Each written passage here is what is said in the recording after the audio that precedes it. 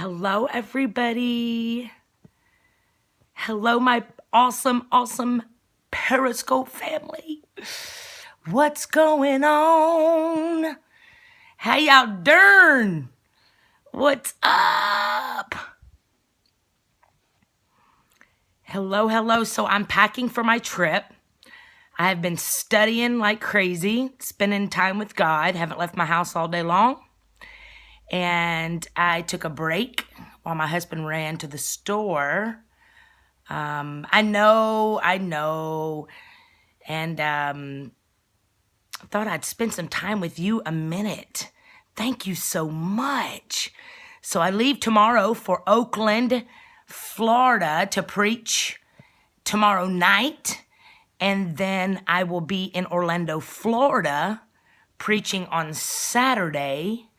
And then I fly in on Sunday to preach at my church twice, 10 and 11:30. So y'all come see me. Cannot see the Preacher of Atlanta online tonight. It's not on Oxygen. I'm not sure. Hey, I'm new to your ministry, but I certainly love you. Thank you so much. Praise God. You just on the move. God's enlarging my territory.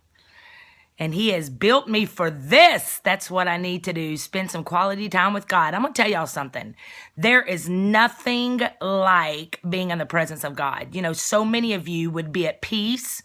You would be in solitude. You wouldn't be running around trying to get answers. If you just spend some time with God, he will give you every answer you need. So I'm telling y'all something. I'm trying to equip y'all up in here. So tonight we're going to talk about, since it's relationship week and we are headed into Valentine's Day, we went, your little Valentine wants to come see you. Oh, I'd love to see him. Little Max. We had church last Sunday with you and your church family. Yes, last Sunday was off the chain. Is Oakland in Miami? I'm not sure. I know it's not close to Orlando because I'm having to take another flight. My girl here says if you download the Oxygen app, you can watch it today. Yep, you sure can. I wasn't on much last night, but next week I am on with my family quite a bit. So, yep, I didn't have a whole lot to give them, guys. I'm sorry, because your girl ain't got no drama. Ain't got no drama, mama, over here. Oakland is near Fort Lauderdale. Okay. Hey, sis. Hey, Lena. Pastor Kim, I know this is for me tonight. Can't wait till next week. Yes, next week's going to be turned for Jesus. I want to visit your church. Please come see me. I would love that. I love all of you. Sawgrass Mills, you have to go. I won't even have time to go. That's the problem, y'all. I am so booked that even when I go preach in, even whenever I go preach in Bahamas, I fly in and fly out. Like I never get to enjoy the places that I'm at, but that's okay because I'm doing what I love to do, which is loving people back to life. So I'm in my purpose, man. When you're in your purpose, you just don't even miss stuff like that. You just doing the work of the Lord. You should come visit us in Fort Benning. Is Fort Benning in North Carolina? How much are the tickets for Anniston next month? I think $20. I think it's $20. I don't really know. Y'all listen to me. Let me just tell y'all in on a secret, all right? So a secret is I really don't know where I'm going until a week before because my schedule is so jam-packed that I have to concentrate on only the week ahead. So I don't even really know. I do know that I'm going to Oakland, Florida, and Orlando this week, and next weekend I'll be in San Antonio. After that, I have no idea. I'm just going to flow. Where's Melissa? She knows. Well, and it's on my website too. And so does Sue. Sue knows too because she does my app. But it takes quite a few people to run my life. And they know to give me just enough. Like they don't even give me, but just enough, you know, cause I'm human. I get a little bit overwhelmed. Yes, my app is free, Real Talk Kim. And you go download it and all of my stuff, even the notes here. Hey, Sue, remind me, I got to give you the notes from yesterday and I got to give you the notes from the other Periscope so you can put it up on the app. Cause these awesome people have been so patient. You can also go over there and you can prepare for submission is a big deal. Well, I'm going to tell y'all something. So submission was a big deal to me too. And I don't know if it's not a big deal to a lot of women that are strong, but we have to, when God brings the right man in your life, it's easy to submit. I'm not even kidding you. Like, my husband loves me into submission because, see, what we don't understand, look at comedian Tanya over there. I'm logging out. I'm telling y'all something. When a man loves you right and he respects you, it's just kind of like it falls into place because, see, God is so awesome that he knew that we was going to have a problem with that. But the way, if it's God's order, you see what I'm talking about? Mutual submission. Absolutely, sis. And so when it's God's order, it just happens. Like they love you and honor you and respect you, and you love and honor and respect them. But because of, women's lib and all of that, it's real easy for us to get caught up on the S word, the submission. And we end up butting the system and like, oh, I ain't going to do that. And it ends up a lot of times us missing out on our blessing. And the one thing that I discovered being married in a relationship for 16, almost 17 years with my baby daddy, it's totally different because now I'm doing it God's way. And this man loves me so much. Like, I put up a post about a week and a half ago, and he told me, he said, you need to go take that down. You were in your feelings. He showed in, and guess what? I went and took the post down. And I knew that and I ain't gonna lie, it was something like rise up in me like, you telling me what? I hear from God. But because I know this man loves me so much that he's only telling me something that's gonna make me better. You know what I'm talking about? So I went immediately and took it down. Submission sometimes gets a bad rap. You better believe it, because it gets a bad rap because we're forcing relationships that are not God's way. And so when you get those, he's got my back. You better believe he does, sis. And God brought this man into my life for such a time as this, because God knew I was going to need a man to watch out for me and have my back and believe in me and pray for me and support me. How long have you been married? I've been married for 4 years. I was single for 7 after my divorce, and I got married 4 years ago to the man God had created just for me.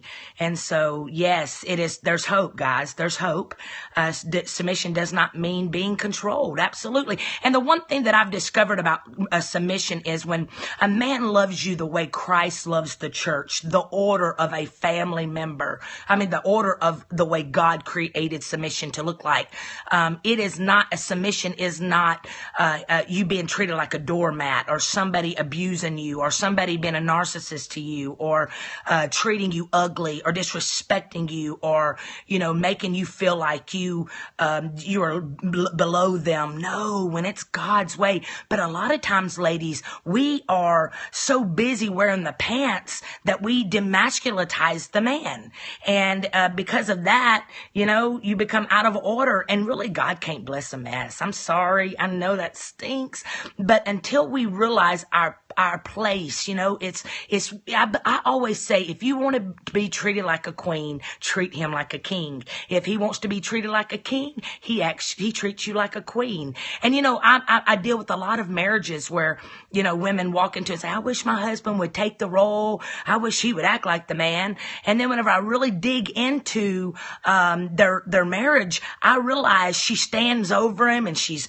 pointing her finger at him and she's telling him what she's going to do, and she's telling him what he's going to do. And, my husband, I'm telling y'all something, I'll never forget. I was single for 7 years, and I remember, about the 6th year, I was like, okay, God, and I'm doing the work of the Lord. All right. So I'm preaching all around the world already. And I'm telling people how to do it. And I remember laying there praying one night, and I said, Father, I said, I'm ready for my husband when you are. And I heard the Lord tell me, he's ready, but you're not. And I was like, what? He's ready, but I'm not. Like, oh God, no. Because to me, I am so much better of a woman than I was before, that why shouldn't I be ready?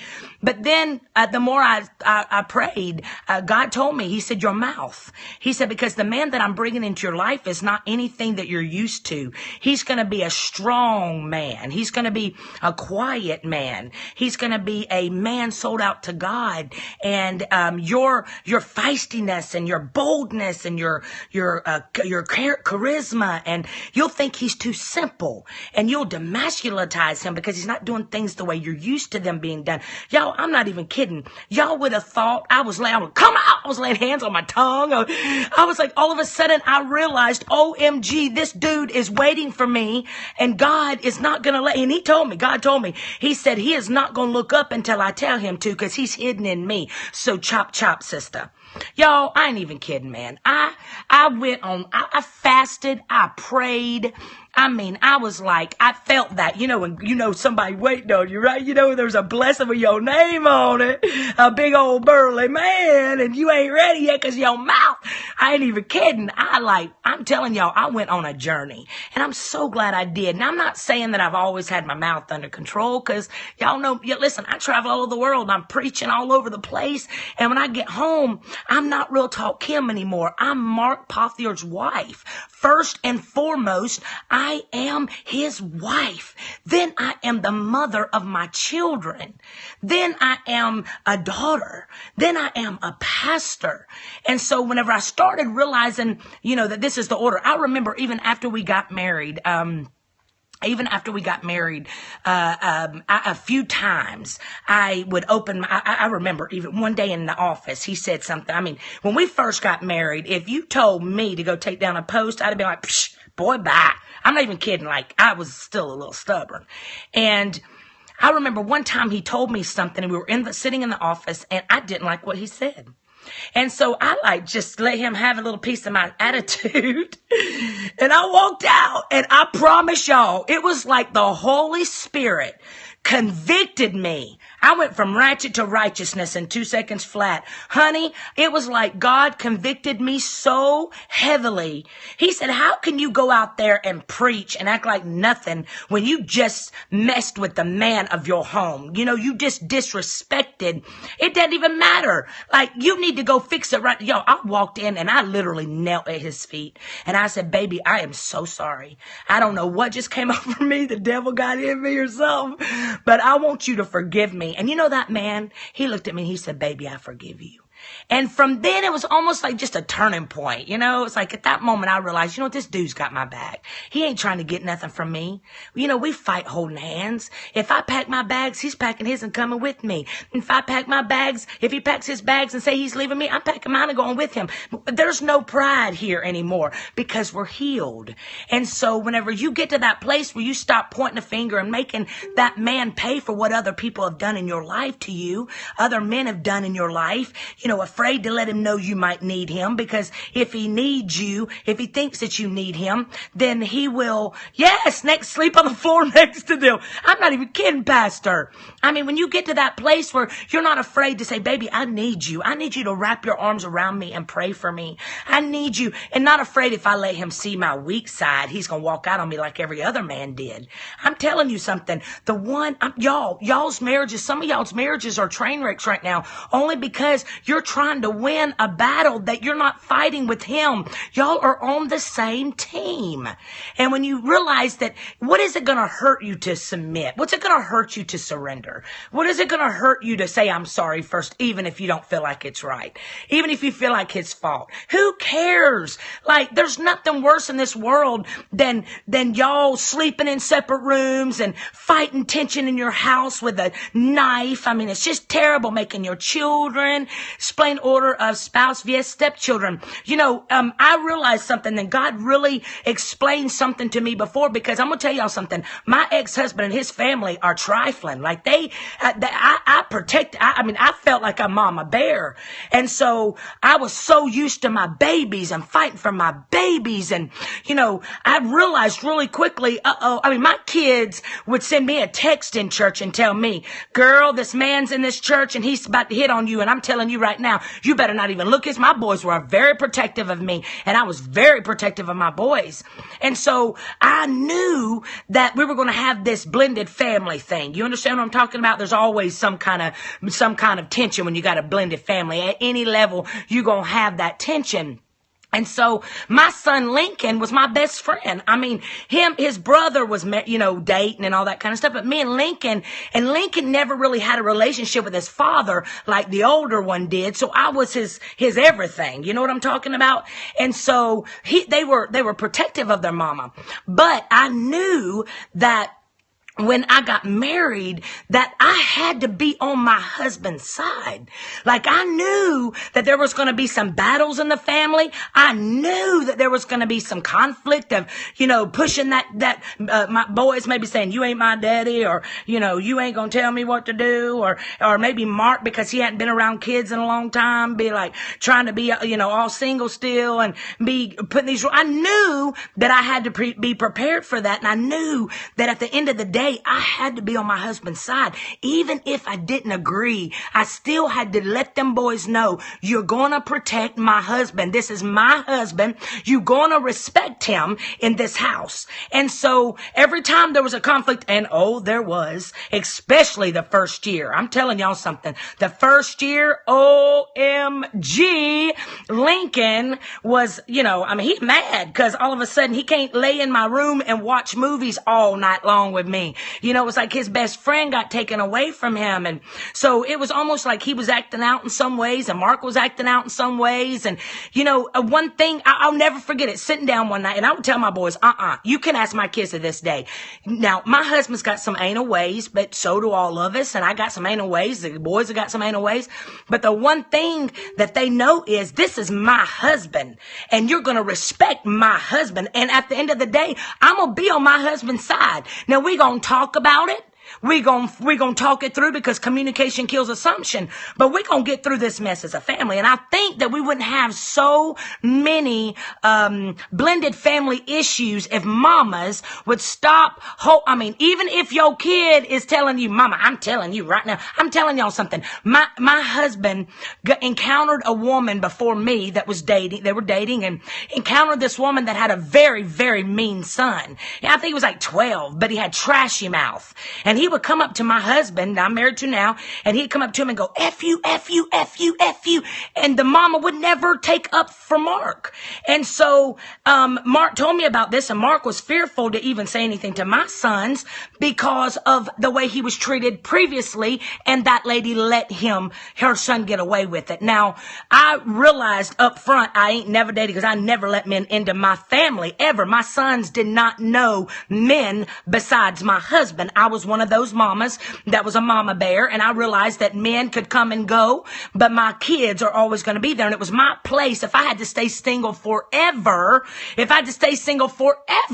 until they got grown, that was exactly what I was going to do. Because, honey, you don't just marry me. You got a package deal here, all right? You got 2 kids that's going to come along with me, and they ain't got a good daddy in their lives as it is. And so you're going to have to take some especially when you got sons that deal with the toxic family from the other side, and a daddy that's drunk all the time and doesn't really come into their lives. You're going to have them acting out a little bit. And so I needed a man that was going to help me through this and understand and be able to communicate with them and be grown about it. And I really do believe that more families and more marriages would work if you would put order in the place. Put order and let them kids know you ain't gonna walk over my man. Like, he paying the bills in this house. You ain't gonna walk over him. And if you can't handle it, you're gonna go live with Mama. You're gonna go down the street and live with Mimi. But we're gonna work this out as much as we can. And so we did. We communicated.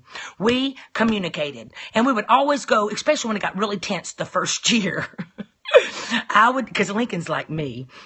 And so I would take us to like a Papados, and we would go to a place where they had to talk. Cause Mark just kind of shuts down, Mark's like, I'm not going to get in the middle of this stuff. Like, I already been told off by a kid before, and I just ain't even I'm just not going to go there. And so when we got into a Papados and we talked about it, they worked through it. Mark said, Lincoln said, I feel like, because Mark is one that would, send you an email. or a text, because he'd been burned before by a kid. And so he would send, like, I mean, when we first got married, I would be sitting by him on the couch, and my husband would send a email. And I'd be sitting there, and I see email coming from my husband, and it would be like, I don't think you're ready to talk about this physically right now, so let me just tell you how you're making me feel right now. We got past it. We've learned how to talk. But my son needed to feel like he was worth a conversation and not just a text. And so Mark is totally not an introvert. In fact, he loves being around people. Now, it's kind of crazy, but me and Lincoln are introverts. Now, Lincoln, Mark is so not quiet. He's not quiet, but he's gentle. He's a gentleman. But me and Lincoln, like, because we are around people all the time, when we are, I know, isn't that crazy? Like, in front of people, when I'm traveling, when I'm ministering, I stay with my followers out at the table till the last person. But when I come home, I turn in and I become an introvert. And just to refill. I'm just saying, y'all. I'm just saying. He just looks like he's quiet. He does. You used wisdom to build your home. Like the Bible says, absolutely. And I'm going to tell y'all something. Yes, I'm recharging. That's it. It's because I deal with people so much that, I recharge whenever I come home. And Mark loves to be around people. Mark loves talking on the phone. I can't stand talking on the phone. Like when people call me, I'm like, this better not be a message that could have been textable. I would have never guessed I am not, when it comes to, like, even at our church, I'm very out there, I'm very, like, not introverted when it comes to people and what God's called me to do. But on Monday through Wednesday or Thursday, I'm an introvert. Like, I stayed in my house. I've not been out of my house, y'all. I've not been out of my house except to go to church. Hey, Sierra! Except to go to church. That's the only time I've been out this week. Because guess what? I'm preparing and recharging to leave tomorrow. And so I guess that's what I call an introvert. What if your mate won't take a stand with his kids? Then y'all need counseling. I'm not even kidding, because that's most of the time it's finances that break up marriages and blended families. I'm not even kidding. I'm not kidding. So if we don't learn, if we don't fight for our marriages, we will continue to repeat the cycles. And so, call me when you get home. Wait, no, just text me. I did. My girlfriend right here that helps run my app and stuff. I told her she was here this weekend, and I said, call me when you get home. And then as she was pulling out, I said, no, text me when you get home. So I'm just saying, if we would get to that place where we would learn to communicate, maybe tell your spouse, baby, this is how, and say it in love. Like, you gotta say it, guys. You gotta talk about it before. I can't wait to see you. Oh, you better fight for your marriage. Yes. And listen, talk about it before you get resentful, because a lot of times whenever you are holding stuff in, that's what introvert extrovert means, just how you get recharged. That's right, sis. Not married, but want to be one day. And listen, I'm going to tell y'all something. There is nothing in this world. In fact, one of my deal breakers was I would never marry a man. I didn't care how fine he was. I didn't care how good he smelled. I didn't care how anointed he was. If he had a mean baby mama, it was off. It was a deal breaker. And so there's nothing worse in this world than having women that are broken and mad and still mad. I'm telling y'all, all you women out there that are in your 30s, 40s, you're probably going to marry a man that's got some kids. You better make sure before you let your heart involve that you meet that person, because I'm telling y'all something, there ain't nothing in this world worse than a mad baby mama. And so you have to deal with it. I can't deal, especially even if you, cause you have to learn to work together. I'm just thankful that, in my relationship, we don't really have a dad on my boy's side that's really there. And so I've never really had to deal with that.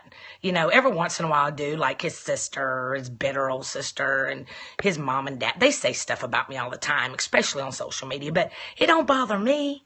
But, if you end up getting married to somebody, I miss you too. If you end up getting in a relationship where you got all that mess going on and all that drama, mama, from families and daddy drama, you better be able to get a man that's going to be able to help you deal with it. Or either, I'm telling y'all something, does their real dad not see them?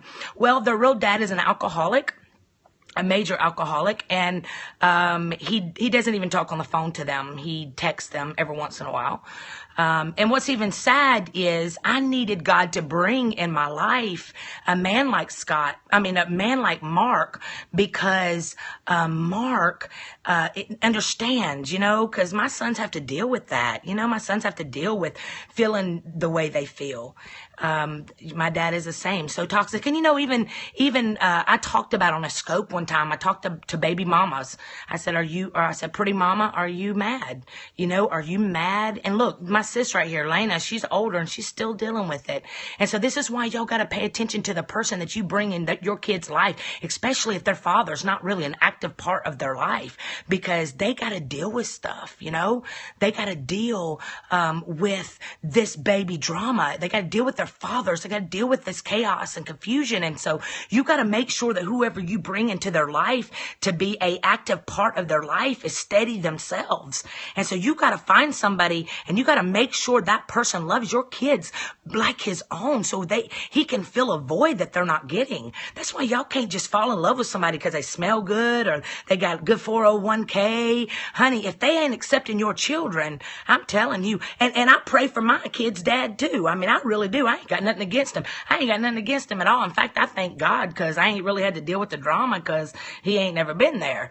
And so, I feel sorry for people that are having to deal with this stuff. It's been almost 11 years for us, and I still have to deal with it. Not necessarily, every once in a while he goes on a drunken rage and says ugly stuff about me on Facebook, but everybody already knows because bad fruit always shows itself. His sisters and his mom and daddy, they say ugly stuff, but you can't let that prick your heart, and it's, you got to be careful, man. You got to be careful, and you got to keep your heart right. I tell my children all the time, like even today, because we've had to deal with some drama that went on with my ex's sister, and she got on and was saying all kinds of stuff and just crazy stuff. And my kids, all of my kids got their heart hurt over it because I don't do that. I don't live that way. My kids have seen me tell all my junk. Like, I never acted like, oh, it's all him and none of me. No, my kids have watched this woman right here go from tore up from the floor up to letting God take over her heart and her soul and her spirit. I never wanted my children to look at me like, see, my kids travel with me, so they see me preaching. I never wanted them to see me as a hypocrite. You know what I'm talking about? Yeah, but they don't do that. In fact, one of my kids today, in fact, I think all of them called and asked her to take it down. It didn't bother me. I don't even know what she said. That's the funny part. And they said, please take that down. We don't like you talking about my mother like this. And she said, I'm sorry. I can't take it down because your mother has lied all over America. Boy, bye. Like, I wrote a book about me. But her 2 likes, was more important. And this is how it made my children feel. Her 2 likes were more important than their hearts. And that's the way it's been. And so you have to know that you marry somebody and let somebody in their life that's going to fix that for them. That's going to be that place of bounce, be that place of comfort where they fall when their hearts get hurt. Because you know what? Hurt people, but heal people, heal people. My kids, I'm telling y'all something. I wanted to make sure that my children knew everything I had done. Y'all, I told them drugs. I told them everything that I've ever done because I did not want my children to think that I was lying when I was out there loving people back to life. I wanted them to see what it looks like when you let God's mercy meet your mess. I never lied to my kids. I never made it look like it was all their father's fault. I always told my dirty laundry and never his. I just now, the older they've gotten and they can see the fruit for themselves of the family. Now I'm telling more of my story. But I didn't. I didn't tell anything because I never wanted my children to feel like I was talking about. Because you know what? I'm going to tell y'all something. All right? Let me just tell y'all something. When you get divorced, those children didn't ask to be a part of your lives. And so whenever you are pulling your children into the fight, when you are making those children feel bad because they love that parent that's not there for them, and you're mad because they're not paying child support, and you're mad because their family's talking ugly about you, you are mad at them, and you're talking about them, and you're putting them out, and they're, your family, and every time you get mad at your kids, you tell your kids, you're just like your daddy, or you're just like your mama. I'm telling y'all something, it's going to backfire in your face, just like it's happening right now in my kids' lives, 20 and 22. And now, I still to this day get angry. And I'm going to be honest, I get angry because I see my children being manipulated like I was for all of those years by those people. And so I get mad because why can't you love kids enough just to stop being dirty? But I can't do nothing. I can't save them. And so there's my baby right there's Caitlin. That's one of my babies. But y'all got to be careful. You got to do a heart check every day of your life. And you got to say, God, don't let me make my kids have to choose.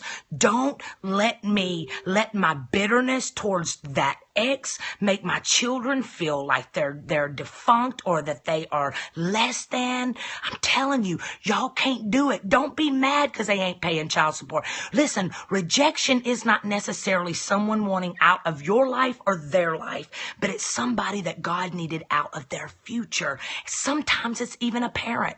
Sometimes God sees that parent don't need to be around, that those kids don't need to be around that bad fruit. And so he saves them. And so you can't be mad and constantly bringing up something that God did in your favor. God did. He was protecting your babies. But yet you keep this stewing and you keep this anger. Y'all can't do that. You got to release them. You got to release them and let God vindicate you. You got to release them. Let them off the hook. You throwing them in the jail every single time they miss a child. Listen, I know how hard it is being a single mama. I know how hard it is when you are working 2 and 3 jobs and you can't be there for your children's games. You can't take them on vacation. You barely can make it. I know how hard it is. You hear me? I know how hard it is to keep your heart and your spirit in check. But let me just tell you something. God cannot bless you until you let it go. God cannot bless you. He's going to bless you because listen, God gives you the grace. Mama, listen to me. God gives you the grace to handle everything that he's trusting you with. You hear me? He trusts you with those babies and not them. Now it's your job to raise those children in a godly manner. You hear me? It is your job to pray your way through. It is your job to cover your babies, to speak life into your babies, even if you are tired, even if you are worn, slapped out, even if your children are trifling, even if your children are acting like that ex is God when that ex ain't doing nothing for them. I'm going to tell you something. Keep your mouth shut. Keep your mouth off of it because God will vindicate. You hear me? God's going to vindicate. Now, this ain't anything that we were going to talk about tonight again, but I felt like there's somebody out there that needed this. There is somebody that needed to realize God saved you and saved their babies. Don't you dare. Because, honey, I'm going to tell you something. Those babies, they struggling. They struggling. Don't you add struggle to it. And my kids are so proof that when you do it God's way, when you keep your mouth off of those people, honey, there were so many times, so many times that I wanted to tell my babies exactly how it went down, but I kept my mouth shut. I kept my mouth shut because those babies already were in pain that their family wasn't together. God vindicated. And let me tell you something. I got 2 boys that are so full of God and so beautifully, they got character. Honey, they are not a statistic. They could be a statistic. They could be a statistic. But honey, this mama right here, I took myself through boot camp and said, I'm getting well for my babies. I'm getting healed. I won't be drinking and partying like I used to. I ain't going to be putting the world before God. I'm not going to let a man keep me down. I'm not going to let what they say about me bother me. I'm not going to let them see me sweat. If I had any, I'd take it to the throne and not the phone. I'm telling y'all something. And look at me today. Look what God's done in my life. There ain't nothing. They threaten all the time. If anybody wants to know the truth about her, y'all can just call. Ain't nobody gonna call you. Honey, I wrote a tell-all book about me already. Don't you let them bother you, boo. Don't you let small-minded people, hurt people, keep you bound. Don't you do it. Don't you do it. Don't you do it. Don't you dare come off your chariot to throw tomatoes at nobody. I ain't even kidding. God's going to vindicate you, and he's going to show faithful through those babies. I've been feeling so irritable. And you know what, sis, Sierra? It's normal. Sometimes, listen, let me tell y'all something. It's okay. It's okay to have a meltdown. It's okay. Y'all, listen, I ain't gonna lie to you, all right? There was forever I mean, it took me a minute to get where I am today. I ain't acting like it was like overnight. I used to be like under incognito, laying in my bed saying, God, kill him. Kill him, God. Take him out. I ain't even kidding. And then I started praying for myself. And I said, God, let my heart not be troubled. God, let me forgive this man. I don't know how to forgive him and his crazy family. But help me forgive. And over time, I started feeling my heart soften, y'all. I did. I started feeling my heart soften. And then I saw one day that God was healing me. Because one day I woke up and I said, God, all right, today don't kill him, but maybe just hurt him.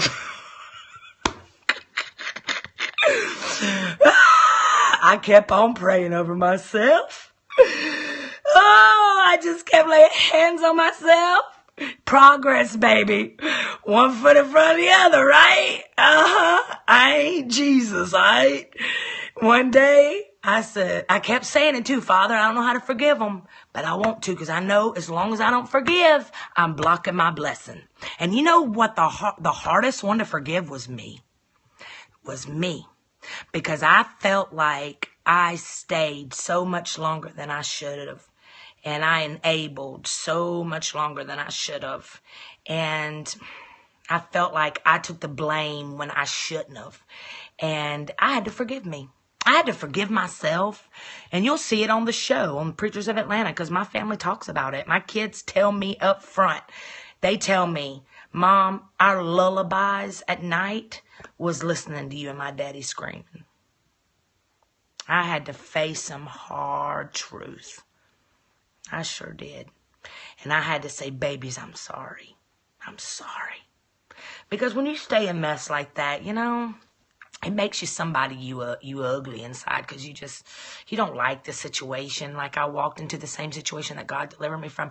And you know what? So did I. That's why I've been married. That's why I got divorced twice. Okay?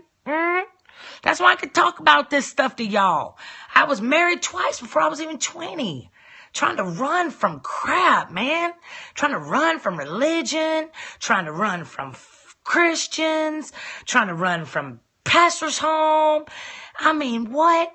I got divorced before I was 20. Then I was jumped back into another marriage in 6 months.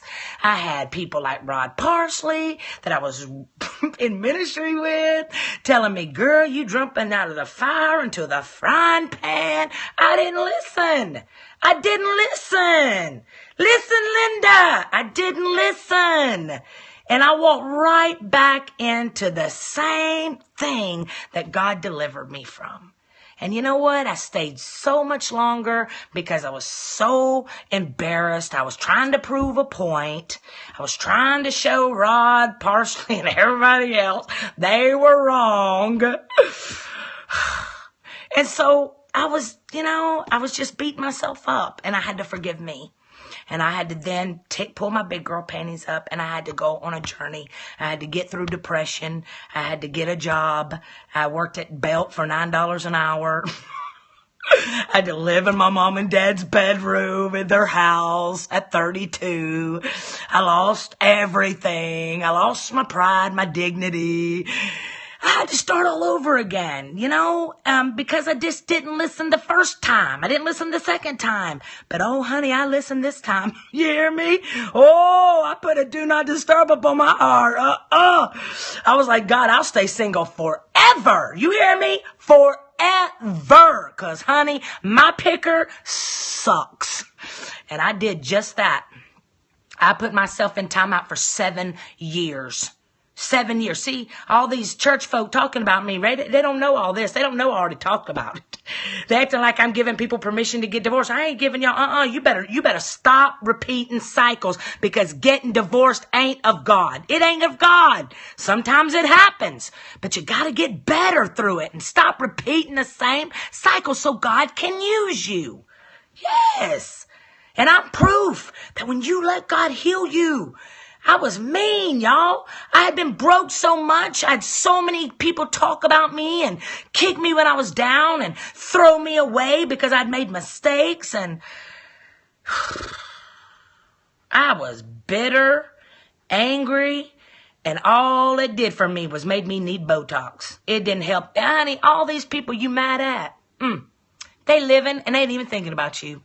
You walking around holding a crime over them like you got Jesus ability. You ain't. You can't hurt them. One thing I discovered that is anybody that's ugly to you, anybody that walks out on you, listen to me. They don't care about you. They don't care. They are not laying awake at night thinking I hurt her. They're not. They walked out, which means anybody that walked out of your life ain't a part of your future, boo. Like, peace. And the best gift that you can ever give to yourself and to the world is getting better. Stop running your mouth. Stop texting them 1,000,000 times. Stop stalking their Facebook and let it go. Let them go. You ain't got to take it anymore. Let them go. Let them go. You know why you know why his family's still talking about me after 11 years? You know why? Because they mad. They so mad. They so mad that I got free. They so mad that I actually fixed my life with Jesus. They mad. I ain't got to say nothing. God's fighting my battles. They like, shoot. We should have been nice. But hey, let it go. Let it go. I don't even see your page anyway. Let it go. Let it go. Tell anything you want anyway.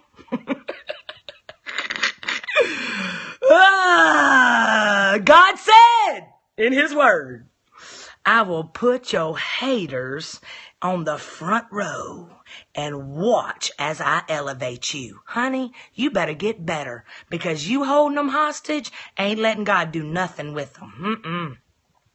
God can't take care of them as long as you holding on to them.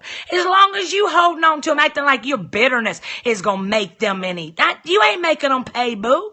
He done moved on. He done sleeping with everything under the sun, and you over there mad. Instead of being like, I'm glad y'all got to deal with that fool. I'm free. I'm free. Thank God. I'm free. Deal with them. It ain't on me.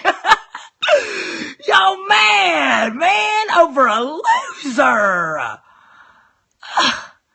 Y'all gonna need Botox. That's what y'all gonna need.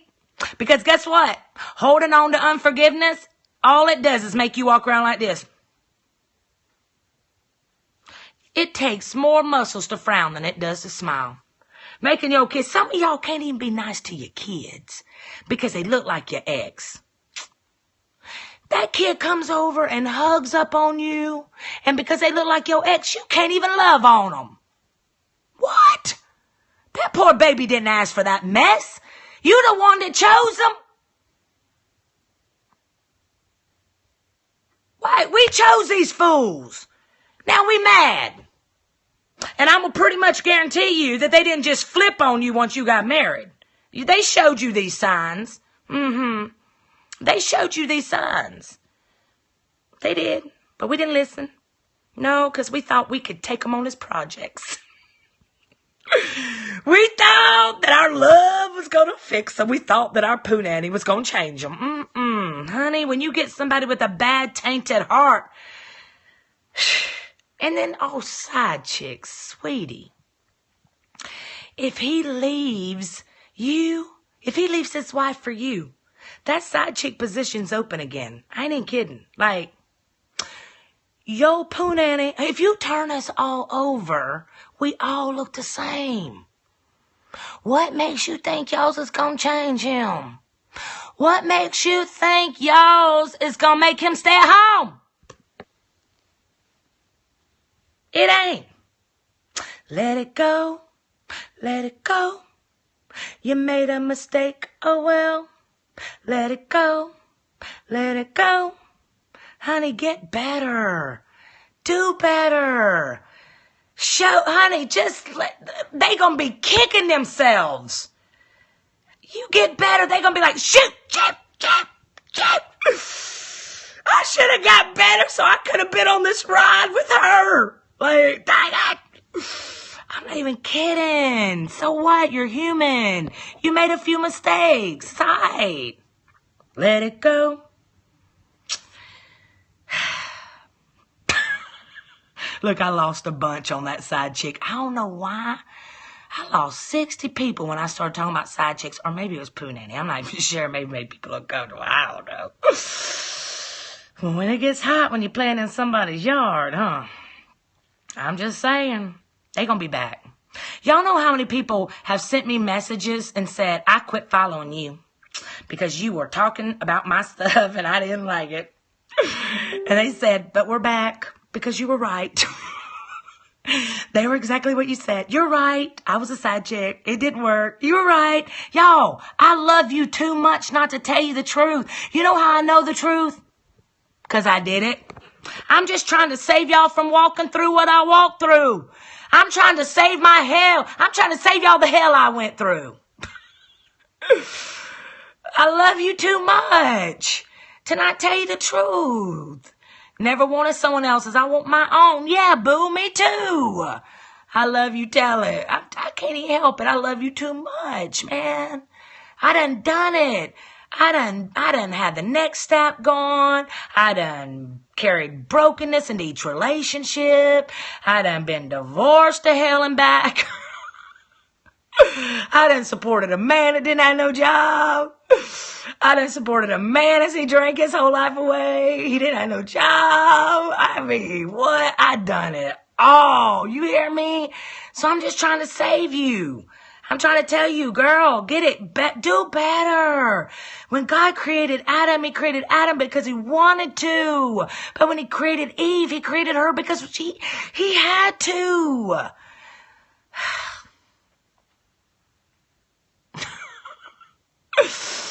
Y'all, we are life. We are beautiful. I've retired from being the cleanup woman. Me too. Yes, now I'm someone's escape and not their duty. Oh, okay. Yes, ma'am. Preparing for marriage. All right. Saying I do is the decision with perhaps the most chance of either incredible happiness or incredible danger in this life. How do you prepare for marriage so that I do is the beginning of bliss rather than regret? Y'all ready? Y'all ready, booze? Y'all ready? Marriage will always be, at least in part, a leap of faith. There will be surprises. You'll never avoid them all. But I think if you follow these steps, you can avoid the difficult ones. The most important thing when you are marrying is character. I always say you fall in love with their charisma, but you got to live with their character. If someone is of good character and loves God, you can work through pretty much anything. They'll be able to hear from God. They'll want to please God. And even if you have a big roadblock, they'll likely try to solve it well. If someone has a weak character, though, no matter how much you love them, you're going to run into some major, major problems. Preparing for marriage then is largely about two things. You ready? Y'all ready? This is for you ladies out there, you men out there that are dating. Here are the two things. Making sure their character is good and making sure you can work together in the day-to-day of life. Here are some suggestions. Here we go, boo. Here we go. Number one, do life together. Don't rush it. Do life together. Don't do dating things. Do life things. Here's the difference. Dating says, let's get together every Tuesday and Saturday and go out to a movie and dinner, or catch a concert in the park and go for ice cream. It's all lovely, but it tells you virtually nothing about how you will actually work on a day-to-day basis once you are married. My husband and I go out for dinner maybe once every week, all right? Now, I like to stay in. In fact, my husband went to get us dinner tonight. If we're lucky, knowing how our life is playing out, we do dinner. Then really, that doesn't tell me a lot, all right? Now, here's the deal. When me and Mark were dating, he was in San Diego and I was in Atlanta, Georgia. We would spend, this is how I knew I was going to marry this man, because I don't like talking on the phone. I knew that if I ever wanted to talk to a man on the phone, because I wouldn't date nobody in Atlanta, I had to be out of the state, because I wasn't about to spend every night with somebody acting like I was, I wasn't going to be doing that, because I knew I was human and So I thought, if I knew that I liked this man, then I'm going to talk to him on the phone. We would spend 5 hours a night just talking to each other. Like, I'm not even kidding. We knew everything about each other. So you have to do things about life. Do life. Once you are starting to get serious about someone, then stop making romantic things the basis of your relationship. And start just living life. Go grocery shopping together. Cook dinner together. If you're in school, hang out together for a few hours and just study together. Do Bible studies together. Pray together. Go to church together. Go to Bible studies together. Do errands together. Take your children together somewhere. Let them see how he's interacting with you, especially if y'all serious. If you plan on marrying this dude, you better see how they acting with your children, all right? Spend as much time as possible together that is unplanned. This lets you see what your boyfriend, fiance, girlfriend does when they have nothing particular planned. See, a lot of times we are trying to make him or her a wife or a husband before God has even made a man or a woman out of them. We're just trying, we're trying to make people spouses that don't even know how to plan their life yet. All right? And once you get married, you got to do bills together, boo. Like, what's going to happen? You need to see this person in every season of their life. You need to see this person sick. You need to see this person having some financial situation. You need to see this person handle with creditors. You need to see this person, how do they do their bills? Do they pay on time? Are they planning a future? Are they renting? Are they looking to buy? What's their credit score? I ain't even kidding. You gotta, and I know life happens. All right. I know life happens, and sometimes you just lose things, and that's not a deal breaker, because when you love somebody, you're willing to help them get their credit back. All right. But you want to be with somebody that wants to get it right. You want to be with somebody that wants to work at getting it right. They might have hit a bad place in their life and maybe walked through some bankruptcy, but me too, triple. But you need to see that they have vision. Yes, that they have vision to get better, and they're working towards it, and they're not just not opening their bills. Like when you go to their house, do you see a whole stack of bills and they ain't been open yet? That's a red flag. Do they have a kid with another person? Do they ever see that person or that child? Or do they pay for child support? Because, honey, let me just tell you something. If they ain't paying child support for that child, if anything ever happens, that tells you a lot of character about that person, especially if it's a man. If he can't even take care of his children, he can't take care of you or your children, because character is character. You can throw on the greatest perfume on the planet or the greatest cologne on the planet. If your character stinks, you stink. And so stop letting those 6 abs and that body on fleek and that weave on fleek and those lips on fleek and the boobs on fleek and the hair on fleek, the smell on fleek. Stop letting it just cloud your judgment. You better pay attention. You have to spend as much time together. You got to see how they act in every season. You got to see how they act when something doesn't go their way. You got to see how do they shut down or do they communicate? Red flags. Y'all ready? Y'all ready for some red flags? Y'all ready for some red flags? Some of you listen, because you've been praying for some red flags. You've been ignoring the red flags. You better listen. You listen, Linda. Red flags. Playing video games all the time. Like, it's cute right now, but it ain't going to be cute. Because sometimes we overlook this stuff, and then we think, and once we get married, we're like, oh, now we married. Everything's changed. Well, why now? Like, it was cute whenever y'all were dating. Playing video games all the time. Not wanting to spend hangout time with you because he only wants to hang out with guys. Downtime being the equivalent of let's get drunk time, or let's go to the bar time, or he says, I'm spiritual, but I don't like church. You better pay attention. If he needs alcohol every time he's relaxing, that's a bad sign, boo. You hear me? That is a bad sign.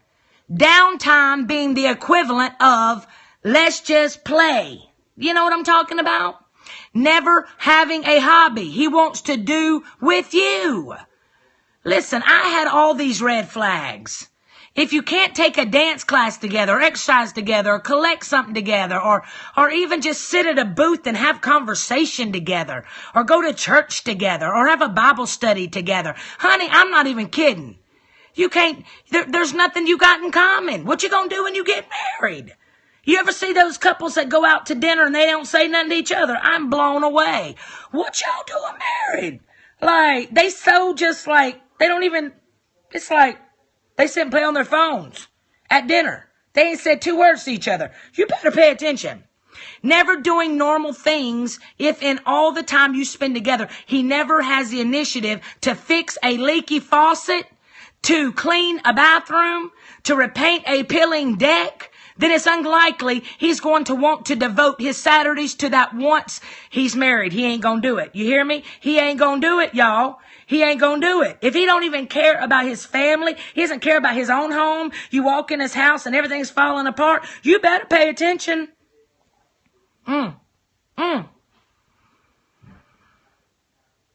If he likes you hanging out so that you can clean his place while he relaxes, that's likely what your weekends will look like too.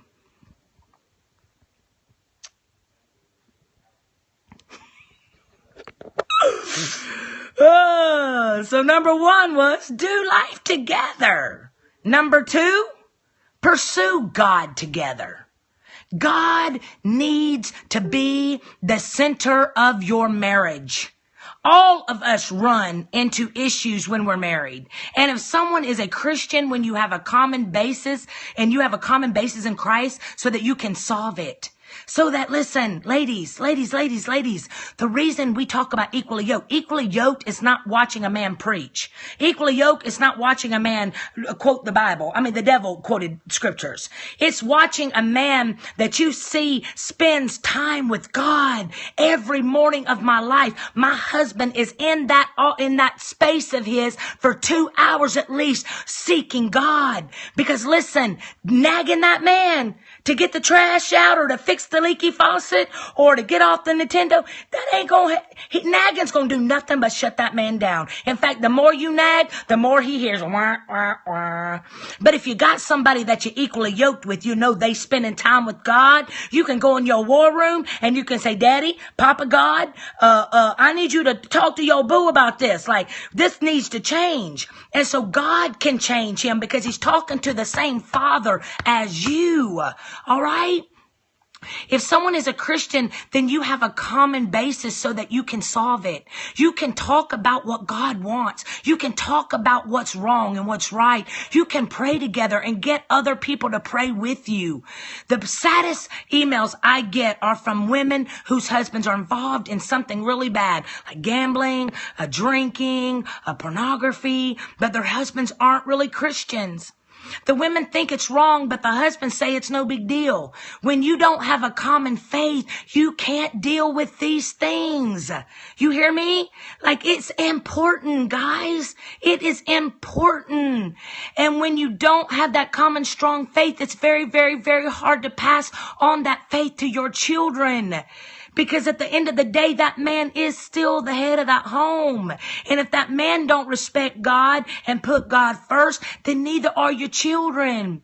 So while you're getting to know each other, don't just go to church together. Go to small group together. Go to Bible study together. Whether it's through church, through a campus ministry or whatever. Pray together.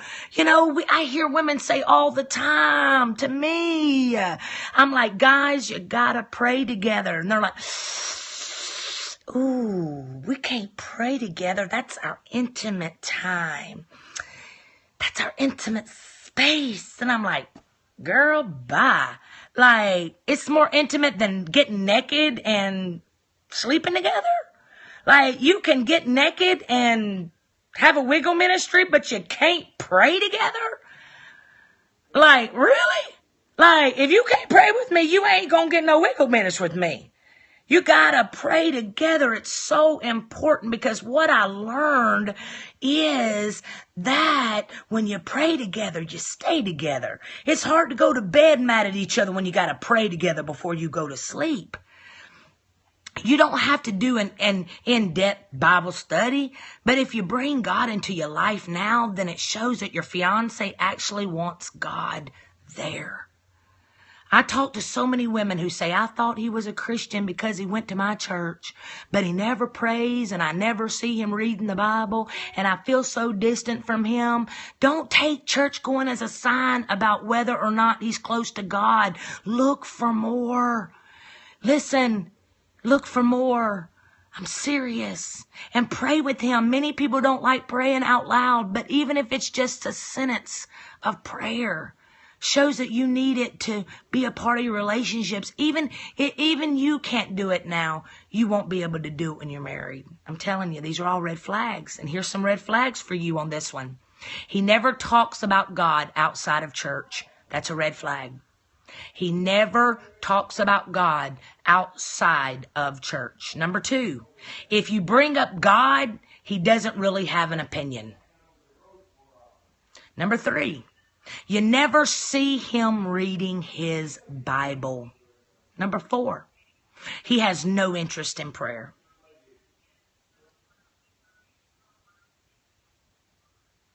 My ex was in ministry with me and I never saw him do any of it. My husband that I'm with right now, oh, I love you, genuine, so are you.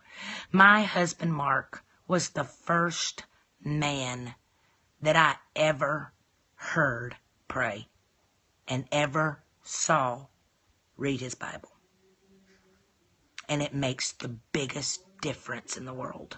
I'm not even kidding. Number 3, volunteer together. Get out of the house and do something together. This helps you run from temptation because it will get harder to wait on getting married to make love the closer to the wedding you get. And it helps you to see if he is motivated to help others. It may be teaching Sunday school or youth group, or maybe going and him being a daddy to boys that don't have a daddy. It may be belonging to a music team at church. It may be something in your community, but find something to do. Red flags for this. If he has no interest in helping others, he likely is very self-centered, very self-focused, and won't want to help others in your married life either. If it's important to you that he's involved in your children's lives and activity, then make sure that he's willing to sacrifice his own free time now too. Blend your families is the next one. When you are dating, all that seems to matter is just the two of you. Once you are married, his family becomes your family, and you'll never be alone in the same way again. Take the initiative to get to know his family. If they don't live near you, suggest Skype dates. Have him get to know your family as well. See how he fits. If your family is important to you, then make sure that he actually enjoys being with them and makes an effort, rather than making you feel guilty for wanting to spend time with siblings. This was one of the biggest red flags I had with my ex. He could not stand my family. My whole married life, he tried to isolate me from my family. He talked so ugly about my family. It was a huge red flag. I didn't listen, and it was hell. Because one thing that I've discovered about family, especially if they're important to you, is that y'all are tight. Well, maybe, Kenya, you did all of these things and he still left. Just because they hit all these criterias don't mean it's still the right one for you. You know, I mean, it's good that you did all these things and he passed all these things I'm talking about, but sometimes they hit all of these and it's still not the right one. And you know what? You can't be mad about it. You just gotta say, God, I don't know what happened, but I trust you, so I'm just gonna keep getting me better. Should you wait for someone if you are not married to them? I don't know what that means. Explain that. I love my alone time. How do I give that up for a man? Well, when it's the right man, it just happens. See, the one thing that I discovered was I was not ready. I wasn't ready to get married. But when it became time for me to get ready, my husband came into my life and everything fell into place. There was no pushing, prying. Isolation is a huge control tactic. Some red flags for blending your family, some things to look for. If he takes no interest in getting to know your family or constantly criticizes them, he will not want to spend time with them once you are married and will likely resent the time you spend with them. Number 2, if he does errands for your family but refuses to do any for you, if he does errands for his parents but refuses to do any for you, he could be too attached to his family. Again, that's unlikely to change once you get married. Number 3, if he spends significant amounts of time with his family but refuses to spend time with yours, makes excuses, or resents you for wanting to be with your family, then this will become a constant source of stress later too. As much as possible, you should be able to spend equal amounts of time with each side of the families without this being a source of conflict. Now, if it is, that's a problem. It's a problem. Y'all better listen. I ain't even kidding. Like, I got all this off of my own mess up, right? If they're married, no waiting. If he doesn't want to commit to, yes, run. What if you're already married and your husband doesn't pray with you or read the Bible? Well, you know what, sis? Once you're married, all these rules go out the door, really, because you're married. So you have to now begin to pray and begin to do everything you can to really just be you, like show him the love of Christ and pray over him and say, you know what, baby, do you mind if I pray for you? Yes, watch The War Room. That's a perfect movie for you to watch in a situation like this. Yes. Hey, Kara. Did y'all learn anything tonight? Listen, here's some things for y'all to do, all right? Identify a mentor couple. Notice that I didn't say take premarital counseling. I actually do agree with counseling. It's just that I've rarely known it to make a huge difference for real. Usually people go to counseling and hear all the warnings, but they go on in one ear and out the other because people think that's not about us. We actually in love. We won't experience that. And then they get married and they do. So I like the idea of premarital counseling, but I actually think it's more important to have things in place so that when problems come after you get married, you have a way of dealing with them. Identify a mentor couple that you can talk with periodically for your first 2 years together that you know do not show partiality. Red flags. If he refuses to do counseling or find a couple because we don't need that, that's likely a sign he's unwilling to talk about deep issues. Ouch. But it's true. My ex would not listen to anybody and still to this day does not listen to anybody and has no accountability and didn't take nothing from nobody. He didn't listen. He just didn't, and he still don't listen. And he's 50 years old, living with his mama. 45. I don't know how old he is, but I'm just saying. If they won't do it now, they ain't going to do it later. The next one is wait for sex. Wait for sex. Having sex before you're married does nothing to make sure you're sexually compatible. Do y'all hear me? Because we change once we're married. And couples who wait to have sex until they're married have better sex afterwards. Please wait until the wedding night. Y'all need to tell your flesh to sit down and hush up. I've written about this numerous times. I've talked about this numerous times. And I'm telling y'all, I'm not lying about this. Cross them legs. No ring, no ding. Hi. And even if you got an engagement ring, still no ding. Here's some red flags. It clouds your judgment. It makes you have soul ties that makes your body parts think for you. All right? You sleeping with that person makes you connected to that person that is only supposed to be for spouses. Red flags. If he insists on sex now or pushes your boundaries, he's unlikely to be able to wait for important things afterwards too. If you spend all of your time now making out and very little doing important things, then your relationship may be built more on physical intimacy than spiritual and emotional intimacy, and that doesn't bode well for the long run. I'm not even kidding, y'all. Falling in love is easy. It's easy for our emotions to get the better of us, but choosing whom to marry is such a crucial decision.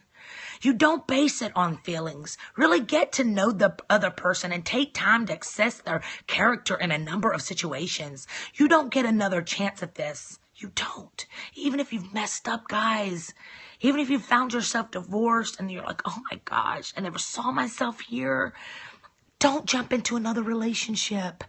Let God make you a virgin again in the spirit and wait and get better.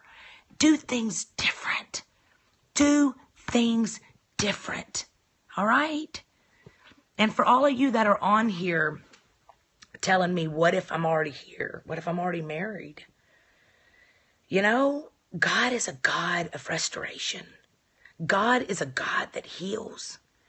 And, you know, when you get married, you become one flesh. And so you can stand in the gap for your spouse. You can get some oil and anoint every doorway of that home. And you can begin to speak God, all right? Hey, y'all, look. Hey, my brother. That's my brother. That's my BFF. So since my family's here, I guess I better get off, right? I sure do love y'all. I hope this helped. Listen, I hope this helped. Hope this helped. It's all right. You might have done messed up a million times, but God is a God of restoration. You know, it ain't over till God says it's over, but you can start right this moment. You can. You can. Because you're awesome. Because God validated you. Because God knew long before you were ever even a thought in your mother's womb that you would be right here, and he's given you the grace to get through this. You got this. With God, all things are possible. Shake yourself loose. Shake yourself loose. You may be in the worst marriage of your life right now, but God can turn it around. All right? Begin to pray for God to make you who he needs you to be or who she needs you to be. Begin to say, God, if there's anything in me that is making this marriage horrible, let me change. God, let me look at myself. All right? I love y'all so much. Listen, Oakland, Florida, see you tomorrow night and Saturday. All you singles, I'll see you in Orlando next weekend. I'll be in San Antonio. This weekend, I'll be at my church, Church of the Harvest, Fayette, 1653 Highway 85 South, Fayetteville, Georgia, 30215, 10 and 11:30 this Sunday at our church in Georgia. I love y'all so much. Listen, I'm praying for you. Don't beat yourself up. Don't beat yourself up. Let's just do better. All right. I love y'all. Bye.